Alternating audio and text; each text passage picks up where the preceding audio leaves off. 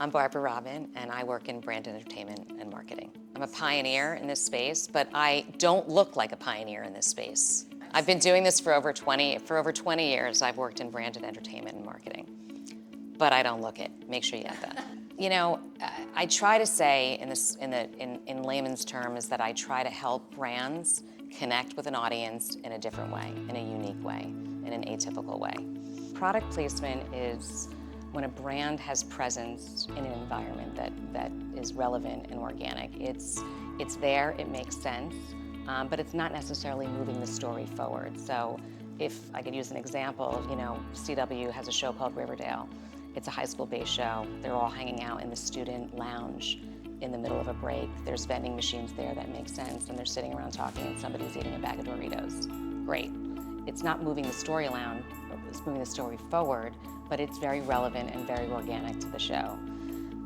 Storyline integration is when you're really, that brand and that moment is really helping to tell the story and move the story ahead. So I would use an example with Microsoft. We had a show, CW has a show called All American, and we've had multi-year partnership with them.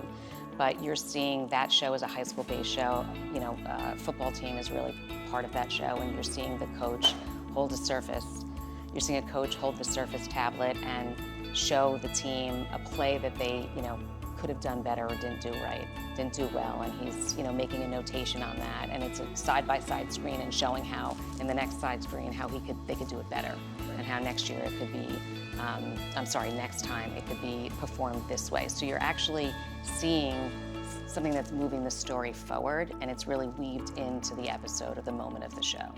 In this marketplace, there's so much content out there right now, right? You don't really know what's going to be a hit for sure.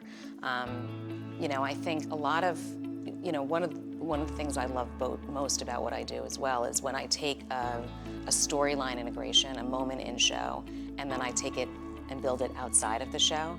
So you continue that content, you continue that experience, and oftentimes when you do that, and that content gets pushed out across all these social platforms, our social platforms, the brand social platforms, the network social platforms, the talent social platforms.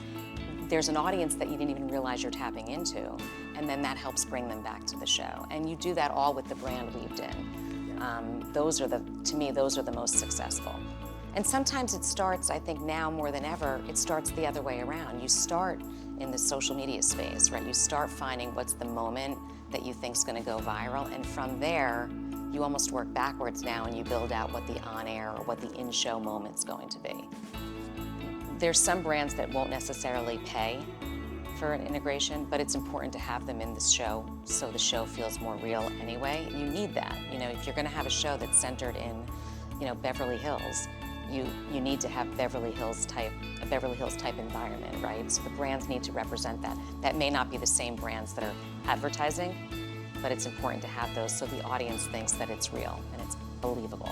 You know, I feel really fortunate because in my career, I was able to, especially over the past 3 or 4 years, you know, the only way in the door was through media. If you were a media partner with the network, then you were able to do a partnership, a brand and entertainment or integration partnership. If you were not a media partner, you were not allowed to do that.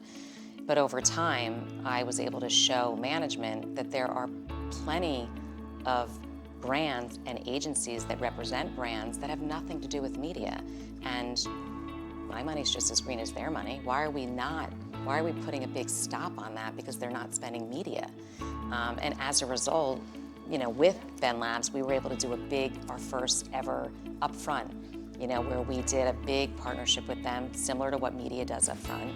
You know, we committed to a certain dollar amount to get a certain amount of integrations. We didn't lock them all in.